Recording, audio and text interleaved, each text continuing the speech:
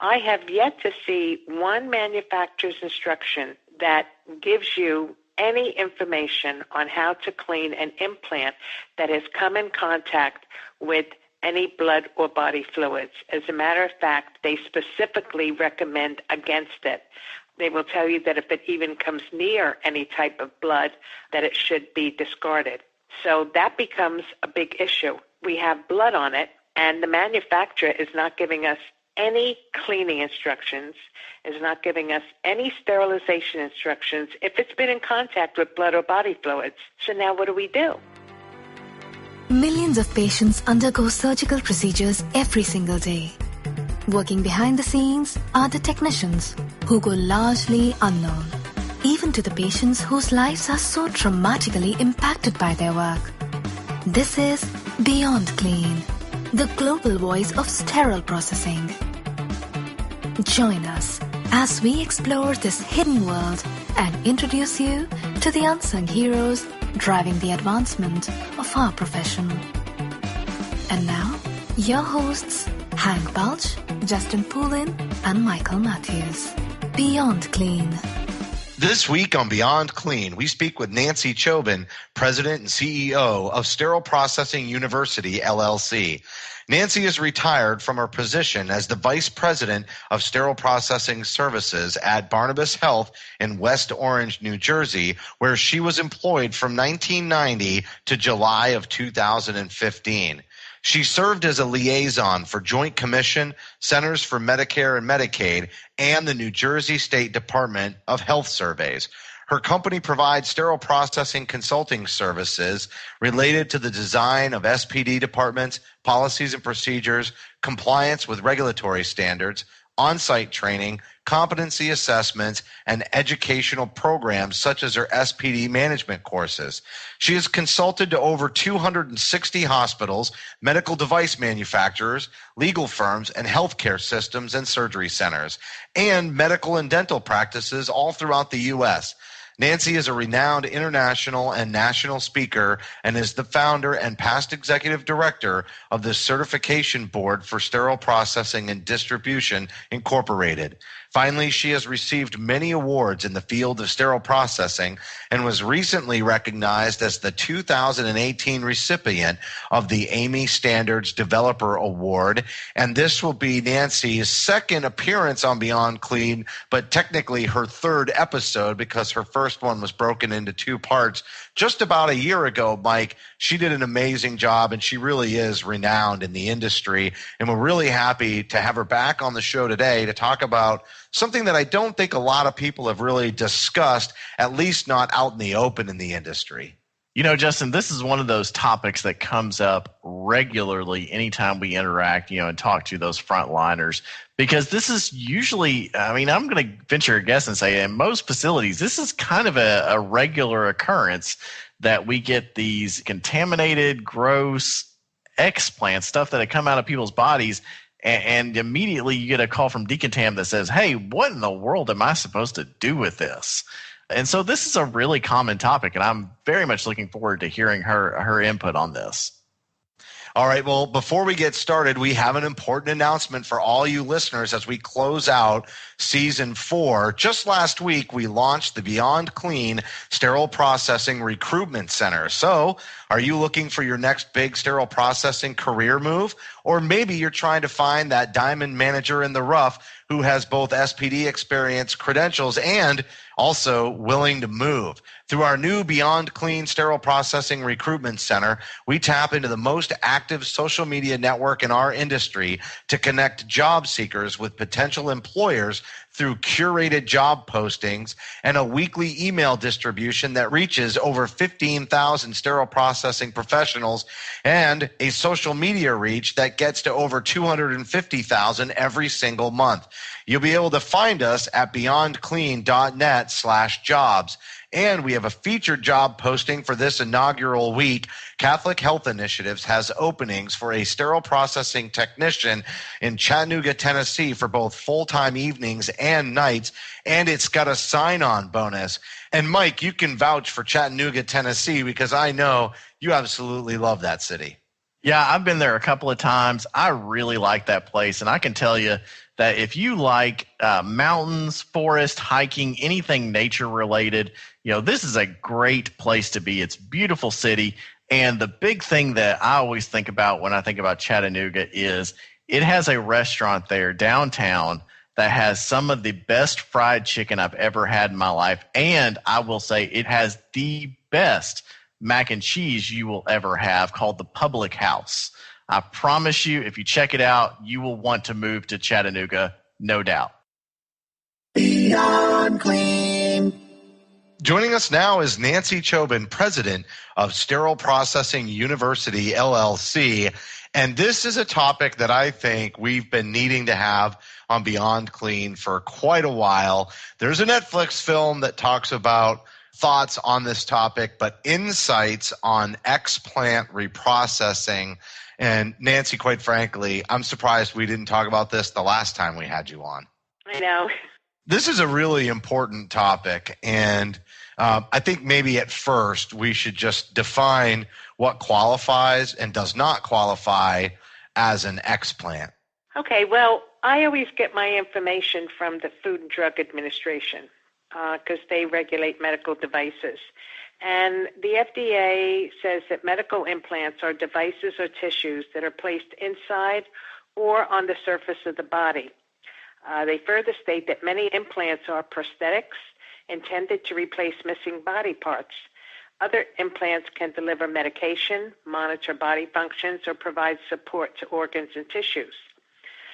They also state that some implants are made from skin, bone, or other body tissues, and others are made from metal, plastic, ceramic, or other materials. And I'm an expert on that because I have a bunch of them in my body. Implants can be placed permanently, or they can be removed once they are no longer needed. For example, stents or hip implants are intended to be permanent, but chemotherapy ports or screws to repair broken bones can be removed when they're no longer needed. On the FDA webpage, if you put in the word implant, all of this comes up, and that is used as the basis to help you get information on how you're going to handle explants. And now with that background, obviously the explant issue, I guess we could say having an explant policy, it matters then, because if these implants have been manufactured a certain way and especially validated for a certain use, if they're not being reused, there's still issues related to policy. So I guess could you speak to the importance and the reason for having a policy even if the implant itself is not being reused in the same way that it was the first time? There's a couple of things. We first have to understand what an implant is. We talked about the FDA definition, but they further say that an implant is a device that's placed into a surgically or naturally formed cavity of the human body and is intended to remain there for at least 30 days or more. In order to protect public health, the FDA may determine that devices placed in subjects for shorter periods are also implants. So a gray area is like your K-wires, because sometimes they could remain in the individual for less than 30 days. We, in our facility, once we did our implant policy, we considered them an implant. We wanted to err on the side of caution, and so we made sure that our K-wires were always processed with a biological. So we had to define an implant, and we had to define what an explant was. But to go back to your question, how did this all get started? Well, when I was the vice president of sterile processing for the Barnabas Health System, I would constantly be called by the sterile processing managers that they were being asked by the operating room to take screws and plates that were removed from patients, and the patients wanted to take them home. So the operating room would send them down to sterile processing, and sterile processing, being good little soldiers, would clean them and sterilize them and give them back to the OR. And when I found out this was happening, I said, no, we cannot do this. And of course, everybody said, why? And so I had to go back to looking at how this all got started. I started with our health department in the state of New Jersey. We're very fortunate that we have a health department with kind of like an open door policy, and so we're able to call them and bounce things off of them. I mentioned to them that, I had real concerns with this. And they said, well, technically, And legally, the patient bought the implant and they are entitled to get it back. And that really shocked me. I had no idea that that was the case, but it makes sense. I mean, if I paid for something and I want it back, you should be able to give it to me. But then the issue becomes liability. Liability is, how do we make this safe for the patient? Now, even if an implant isn't reused, the implant comes in contact with blood and or body fluids. Sometimes it's not even going into the patient. Sometimes in the operating room, unfortunately, they don't use the little, I call them tweezers, that are available so that they can pick up the screws and measure them and make sure it's the right screw before they put it in the patient. But very often they don't do that. They just use their gloves. And of course the gloves have blood on them, and so the screws can become contaminated. And I have yet to see one manufacturer's instruction that gives you any information on how to clean an implant that has come in contact with any blood or body fluids. As a matter of fact, they specifically recommend against it. They will tell you that if it even comes near any type of blood, that it should be discarded. So that becomes a big issue. We have blood on it, and the manufacturer is not giving us any cleaning instructions, is not giving us any sterilization instructions if it's been in contact with blood or body fluids. So now what do? Well, if we want to give it back to the patient and we decide we're going to clean it and we decide we're going to sterilize it, then we become the manufacturer. And if something happens to that patient, they get some kind of an infection or something, we're responsible. And your hospital doesn't even know you're doing this. You know, it's another thing people don't even think about is that if your hospital doesn't know that you're doing something and something happens legally, they don't have to cover it. Your insurance company doesn't have to cover it. I remember there were, in the days of ethylene oxide, that there were many insurance companies who didn't know that the hospitals were using ethylene oxide. And when employees would get exposed to ethylene oxide or what have you, they wouldn't cover it because they said we had no idea that you were using a hazardous chemical. So it's the same thing here. You have to make sure that, you know, if you're going to be doing something, don't assume you could just do it. And years ago, maybe that wasn't such an issue. But today, I don't know of anyone who hasn't heard about manufacturer's instructions and following them to the letter. But sometimes, you know, the technicians are in a difficult position. I remember that the patient wants it back, and everyone wants to make the patient happy. And you look at it, you say, well, it's made of metal, so why can't I not process it? Metal can be cleaned, you know, metal can be sterilized. I was even at a large teaching hospital where I was doing a consult, and I saw a femoral stem that had been sterilized. It was sitting in a paper plastic pouch. And I was horrified, and I asked, why was this processed? And the staff said, well, the surgeon wanted it sterilized so he could use it for teaching medical students. It had come out of a patient, and yet nobody thought there was anything wrong with this because, you know, we cleaned it, we sterilized it. So this is really an issue that unfortunately has been in the closet, so to speak, for a long time. And I think we really have to address it because it's really a serious issue that could have really serious implications for not only the facility, but for the patient as well. Nancy, you've already talked about this a little bit, but I wondered if you could just kind of dive in a little bit deeper on the reason why, or the various reasons why, the OR, the physicians, the patients, whomever might ask to have these implants given back to them. Well, because the patient wants it. And in many cases, the OR may understand that the patient's entitled to it. I mean, I've even had patients who wanted their kidney stones, they wanted their gallstones. Nobody's ever sent them to me, thank goodness. Screws and plates, it's not uncommon. And so philosophy is it's metal. What is the big deal? It's not going into another patient. We're not reusing it. So what's the harm? The harm is that you're not complying with the instructions for use.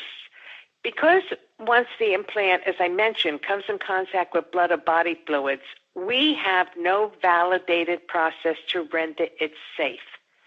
Your implantable screws and plates are single use when they're implanted or contaminated with body fluids.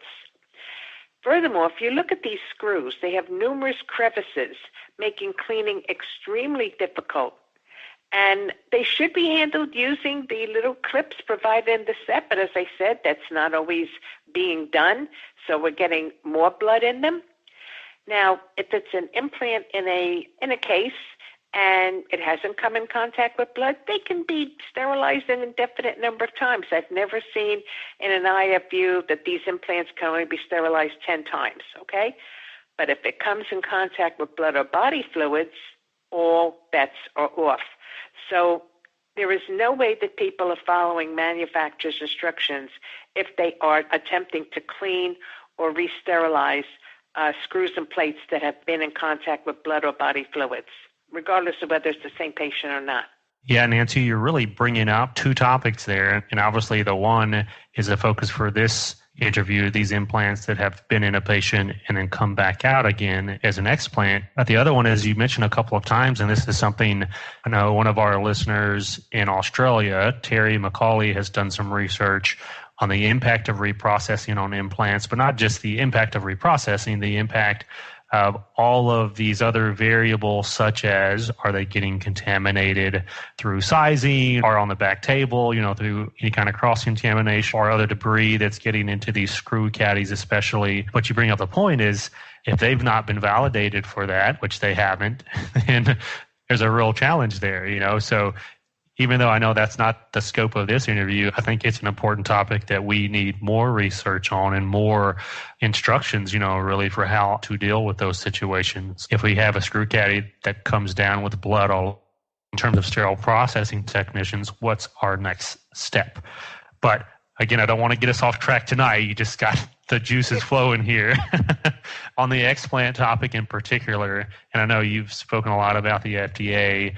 Apart from the FDA, I guess maybe in addition to the things that you've already mentioned, in terms of other current industry guidance, how should sterile processing professionals approach this issue? Are there any other documents or standards out there that kind of direct on how to treat these explants? No, unfortunately. And that's one of the reasons why I did that article, because I also get numerous emails from people, how do we do this? They sent this down. They said we have to sterilize it for the patient. And the best guidance, and I'll say it again, IFUs. If it's not in the IFU, what are we doing it for?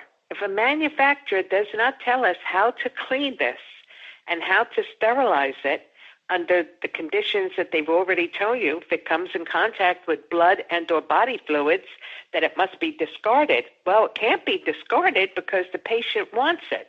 So that's what really led us to come up with our policy and our system, working with our health department and coming up with what was the safest method to give it back to the patient, so that we were taking care of the patient's needs, but still protecting the patient and our facility from any liability.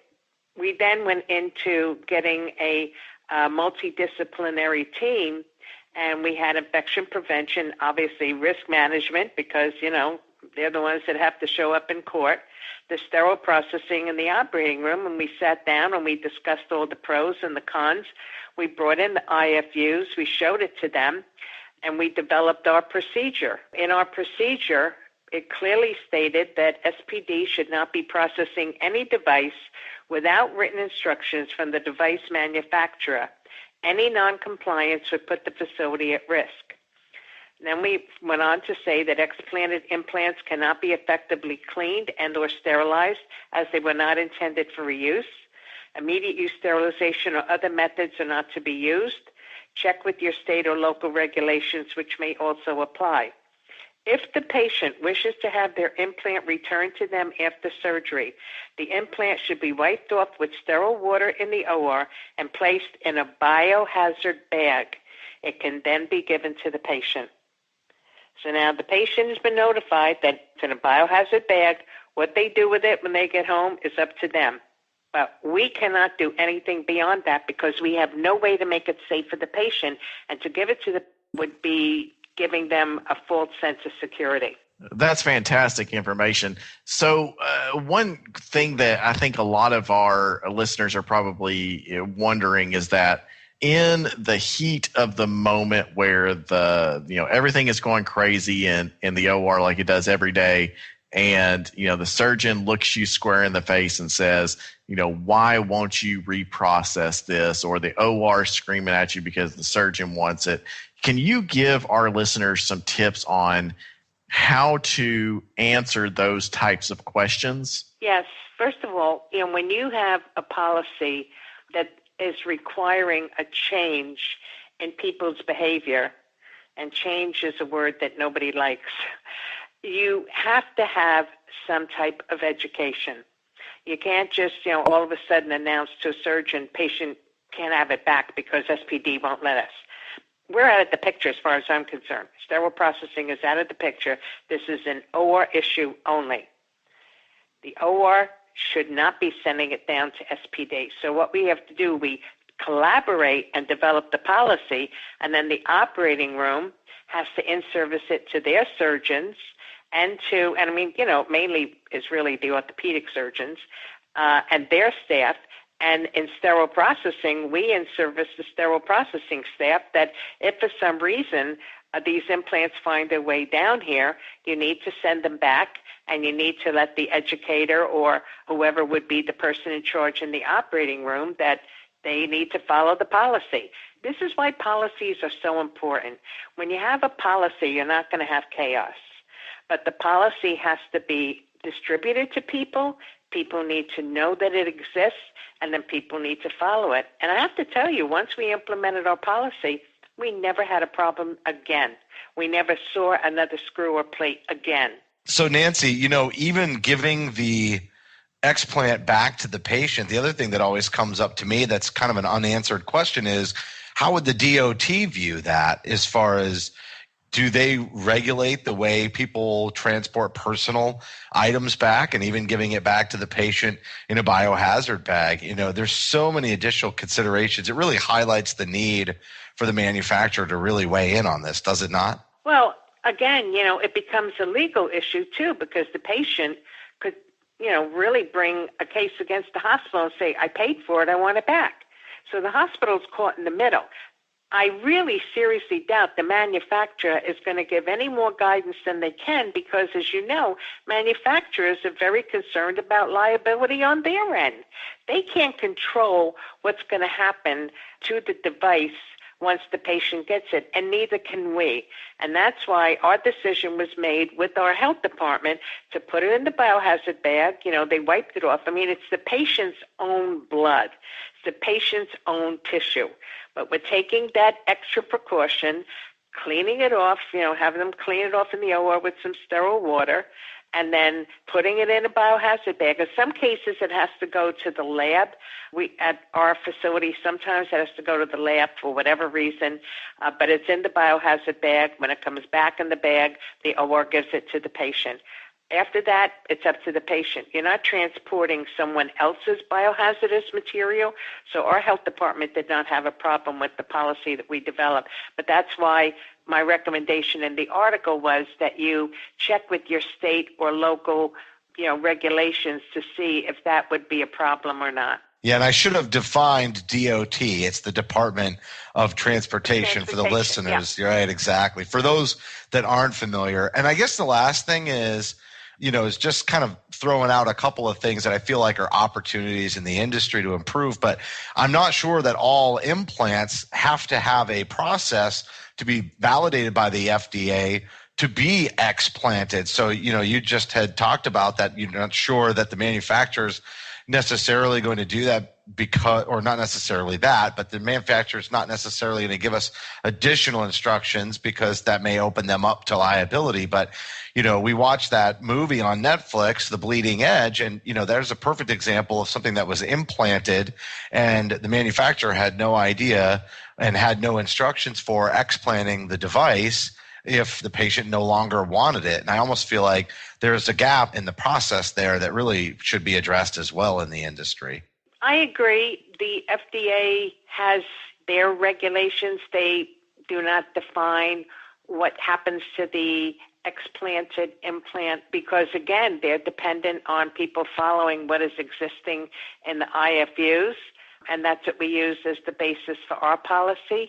I know ASTM, the American Society of Testing and Materials, they have quite a few standards on implants and materials and what have you, but even they do not have anything in terms of reprocessing them. And again, it's because there's too many variables. And if you do give reprocessing instructions, you know there's going to be places that will start saying, oh, well, I've got bloody screws here. They gave me instructions. I'm just going to clean them. That would be terrible if we did that. That would be absolutely terrible. I mean, implants are at another level where I think we really have to take a lot of caution. Yep, great point. And you have done an amazing job with this interview. And I have just one sort of last question, and really to provide direction to the listeners. But is there some sort of a policy template that's available out there, or maybe some specific industry recommendations and guidelines that we can direct them to as they try to develop their own policies? What we did here in New Jersey was, I did all the research. I went on the FDA webpage, and, I read they have quite a bit on implants and what constitutes an implant and when they can come out and what have you.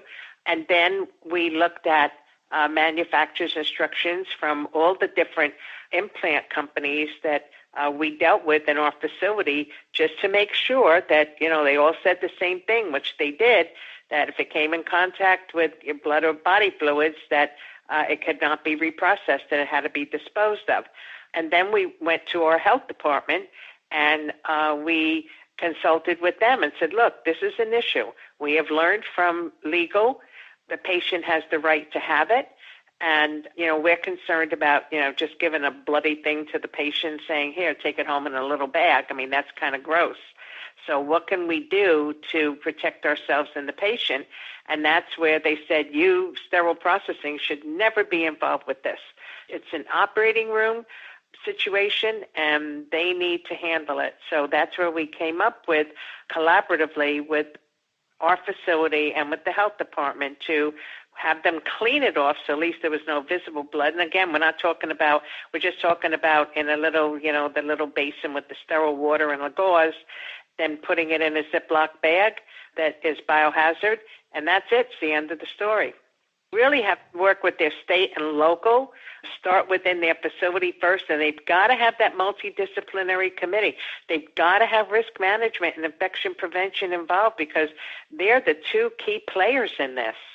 I love how in-depth that whole review process was for your multidisciplinary team, and also the fact that you did such an amazing job of really carving out the line and just saying, hey, listen, this department is based on having these instructions, and without them, this department can't be involved. That was really a great way to just draw, a very clear line, not just for your team, but for everybody on that disciplinary team and hospital leadership as well. Nicely done. And another fantastic interview on Beyond Clean here, Nancy. Thank you very much. I appreciate it. That was Nancy Chobin, president of Sterile Processing University, LLC. And we talked about policies about explant reprocessing and touched upon a few other gaps in the industry. Quite frankly, Hank, she's done an exhaustive amount of work on really figuring all of this out, and yet I feel like the industry needs to do more to just expand on those policies and guidelines and really just tell everybody in sterile processing how to do it. But as Nancy said, we may never see that day. That's right, Justin. And unfortunately, this is not a new issue. It's one that's been around for a number of years, as long as we've been explanting and as long as patients have been asking for those explants back. There's been sterile processing technicians having to make these decisions. So hopefully this episode equips some of those folks today to go back, create that multidisciplinary team, contact your Department of Health, really get a thorough look into the best practice to make this as safe as possible if you're deciding to give these implants back to the patients. I think she gave us some great insights. And as a reminder, on the show notes for this episode, we're going to link to the article that Nancy wrote in Infection Control Today that highlights a lot of these issues, and that's another great read. Fantastic, Hank. That's going to do it for this week's show. You can help support us by subscribing to Beyond Clean on iTunes or Stitcher and Google Play or Spotify. Simply search for Beyond Clean Podcast. We'd certainly appreciate a rating and a review because your feedback is important to the show. And if you have any topics that you'd like us to cover on a future episode, or if you'd like to share a picture anonymously on our Instagram page, just send an email to info@beyondclean.net. On behalf of Hank, Mike, and myself, thank you for listening to another edition of Beyond Clean.